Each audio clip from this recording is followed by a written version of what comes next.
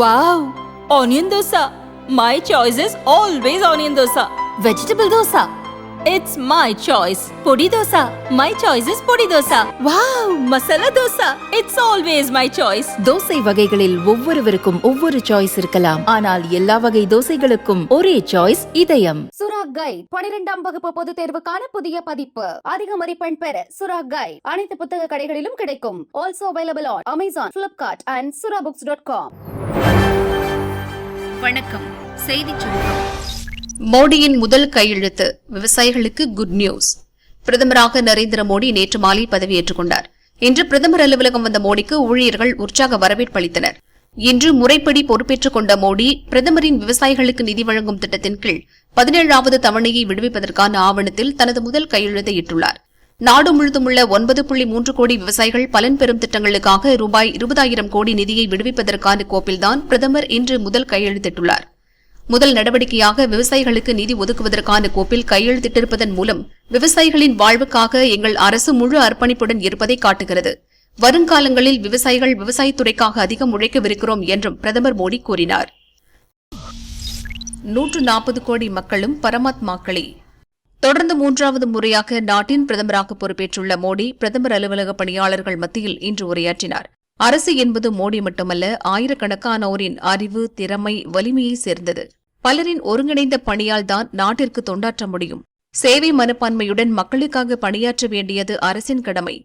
அப்படி செய்ததால் தான் மீண்டும் ஒருமுறை மக்கள் பணியாற்ற வாய்ப்பு கிடைத்துள்ளது. நான் ஆட்சி அதிகாரத்திற்காக பிறந்தவன் அல்ல, அதை நான் எப்போதும் விரும்பியதுமில்லை. 10 ஆண்டுகளுக்கு முன் பிரதமர் அலுவலகம் என்பது அதிகார மையமாக திகழ்ந்தது. அது அப்படி இருக்கக்கூடாது என நினைப்பவன் நான். பிரதமர் அலுவலகம் என்பது மக்களுக்கு சேவையாற்றும் மையமாக திகழ வேண்டும். இங்கிருந்து உதிக்கும் புதிய சிந்தனைகள் மக்களுக்கான திட்டங்களை நிறைவேற்ற வேண்டும். பிரதமர் அலுவலகம் மக்களுக்கானதாக இருக்க வேண்டும். இதுதான் என் சிந்தனை. நாட்டில் வசிக்கும் 140 கோடி மக்களும் எனக்கு பரமாத்மாவின் ரூபமே. மக்களுக்கான திட்டங்களை நிறைவேற்றும் போது பரமாத்மாக்களுக்கு நான் பூஜை செய்ததாகவே நினைப்பேன். என்னுடன் இணைந்து பணியாற்ற விரும்பும் அனைவரையும் வரவேற்கிறேன். தேசம் முதன்மையானது. 2047இல் வளர்ச்சியடைந்த பாரதம், இதுதான் என் இலக்கு. இதற்காக இரவு பகல் பாராமல் நான் உழைக்க தயார். நாம் நேரம் பார்த்து உழைப்பவர்கள் அல்ல. இத்தனை மணிக்கு அலுவல் பணி துவங்கும், இத்தனை மணிக்கு முடியும் என கணக்கு பார்த்து உழைப்பவர்கள் அல்ல. உழைப்புக்கான கால எல்லை கிடையாது, சிந்தனைக்கான எல்லை கிடையாது. என்னுடைய டீம் இப்படிப்பட்டது. அதனால் தான் என் டீம் மீது நாட்டு மக்களுக்கு நம்பிக்கை உள்ளது என பிரதமர் மோடி பேசினார். हम वो लोग नहीं है कि जो इतने बजे ऑफिस शुरू होता है, इतना बजे पूरा होता है. हम वो लोग नहीं है. हमारे लिए समय के बंधन नहीं है. हमारे लिए सोचने की सीमाएं नहीं है.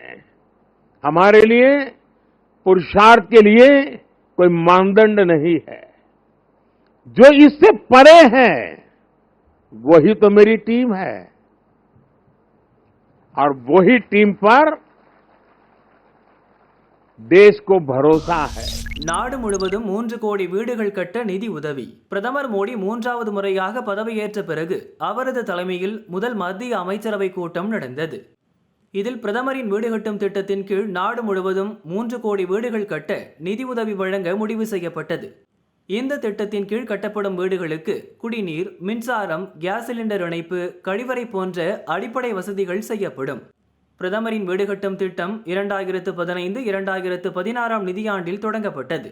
இந்த திட்டத்தின் கீழ் கடந்த 10 ஆண்டுகளில் ஏழை குடும்பங்களுக்கு 4.21 கோடி வீடுகள் கட்டிக் கொடுக்கப்பட்டுள்ளது. என்னை பற்றி வெளியானது முற்றிலும் தவறான செய்தி. நடந்து முடிந்த லோக்சபா தேர்தலில் கேரளாவின் திருச்சூர் தொகுதியில் பாஜக சார்பில் போட்டியிட்ட நடிகர் சுரேஷ் கோபி 70,000 ஓட்டு வித்தியாசத்தில் வெற்றி பெற்றார்.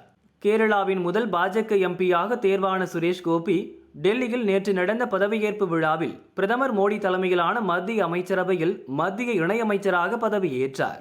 அவருக்கு இன்னும் துறைகள் ஒதுக்கப்படாத நிலையில் திடீரென தனக்கு அமைச்சர் பதவி வேண்டாம் என சுரேஷ் கோபி பேட்டியளித்ததாக காலை செய்தி வெளியானது. கமிட்டான படங்களில் நடிக்க இருப்பதால் அமைச்சர் பொறுப்பு எனக்கு வேண்டாம் என்றேன். பிரதமர் மோடி கேட்டுக்கொண்டதால் பதவி பிரமாணம் செய்து கொண்டேன். விரைவில் பதவியிலிருந்து விடுவிக்கப்படுவேன் என நம்புவதாக சுரேஷ் கோபி மலையாள டிவி சேனலுக்கு பேட்டி கொடுத்ததாகவும் கூறப்பட்டது. இரவு இணையமைச்சராக பதவியேற்றவர் விடிந்ததும் பதவி வேண்டாம் என்று சொன்னது பாஜக தரப்பில் மட்டுமில்லாமல் நாடு முழுவதும் பரபரப்பை ஏற்படுத்தியது. இந்த பரபரப்புக்கு எம்பி சுரேஷ் கோபி முற்றுப்புள்ளி வைத்துள்ளார். மோடி அரசின் அமைச்சர்கள் குழுவிலிருந்து நான் விலகப் போவதாக சில மீடியாக்கள் தவறான செய்திகளை பரப்புகின்றன. இது முற்றிலும் தவறானது என விளக்கமளித்துள்ளார். கேரள மக்கள் சார்பில் பாஜக அமைச்சரவையில் இருப்பது எனக்கு பெருமையான விஷயம். பிரதமர் மோடி தலைமையில் கேரளாவின் வளர்ச்சி மற்றும் மேம்பாடுக்கு உறுதி ஏற்றுள்ளோம் என்றும் அவர் குறிப்பிட்டுள்ளார். அழைப்பு இல்லைனாலும் வாழ்த்து சொல்லுவோம். ஜனாதிபதி மாளிகை வளாகத்தில் நேற்று மத்திய அமைச்சர்கள் பதவியேற்பு விழா நடைபெற்றது. பிரதமராக மோடி பதவியேற்றார். அவரை தொடர்ந்து 71 அமைச்சர்களும் பதவியேற்றனர். ஜனாதிபதி திரௌபதி முர்மு பதவி பிரமாணம், ரகசிய காப்பு பிரமாணம் செய்து வைத்தார். மோடியின் அழைப்பை ஏற்று அண்டை நாடுகளின் அதிபர், பிரதமர்கள் விழாவில் பங்கேற்றனர். பாகிஸ்தானுக்கு அழைப்பு விடுக்கப்படவில்லை. இந்நிலையில் தொடர்ந்து 3வது முறையாக பிரதமர் பதவி ஏற்றுள்ள மோடிக்கு பாகிஸ்தான் பிரதமர் ஷபாஸ் ஷெரீப் வாழ்த்து தெரிவித்து ட்விட்டரில் பதிவிட்டுள்ளார். கடந்த பிப்ரவரியில் பாகிஸ்தான் பிரதமராக ஷபாஸ் பதவியேற்ற போது மோடி வாழ்த்து தெரிவித்திருந்தார். தற்போது மோடிக்கு ஷபாஸ் ஷெரீப் வாழ்த்து கூறியுள்ளார். தேர்தல் முடிவுகள் வெளியான அடுத்த நாளே உலக தலைவர்கள் பலரும் மோடிக்கு வாழ்த்து கூறிய நிலையில் அவர் பதவியேற்ற பிறகுதான் பாகிஸ்தான் பிரதமர் வாழ்த்து கூறியிருக்கிறார். 2வது முறையாக சிக்கிம் முதல்வரானார் பிரேம்சிங் தமாங். சிக்கிம் மாநிலத்தில் உள்ள 32 சட்டசபை தொகுதிகளுக்கு நடந்த தேர்தலில் ஆளும் சிக்கிம் கிராந்திகாரி மோர்ச்சா கட்சி 31 இடங்களில் வெற்றி பெற்று ஆட்சியை தக்க வைத்தது. அக்கட்சியின் தலைவரான பிரேம்சிங் தமாங் தொடர்ந்து 2வது முறையாக முதல்வராக பதவியேற்றார். காங்லாக்கில் உள்ள பல்ஜோர் மைதானத்தில் நடந்த பதவியேற்பு விழாவில் அவருக்கு கவர்னர் லக்ஷ்மண் பிரசாத் ஆச்சாரியா பதவி பிரமாணமும் ரகசிய காப்பு பிரமாணமும் செய்து வைத்தார். தொடர்ந்து அமைச்சரவையில் உள்ள அமைச்சர்களும் பதவியேற்றுக் கொண்டனர். மோடி 3.0 அமைச்சரவை யார் யாருக்கு என்ன துறை? முதலமைச்சரவை கூட்டம் இன்று கூடியது. அதில் இலாக்கா ஒதுக்கீடு பற்றி விவாதிக்கப்பட்டது. அதன் விவரம் வெளியானது. அதன்படி முக்கிய துறைகளில் பெரிய மாற்றம் செய்யவில்லை. உள்துறையை அமித்ஷா மீண்டும் தக்க வைத்தார். ஜெய்சங்கருக்கு அதே வெளியுறவுத்துறை கிடைத்தது. மீண்டும் ராணுவ அமைச்சரானார் ராஜ்நாத் சிங். அஸ்வினி வைஷ்ணவுக்கு மீண்டும் ரயில்வே துறையும், நிதின் கட்கரிக்கு சாலை போக்குவரத்து துறையும் ஒதுக்கப்பட்டது.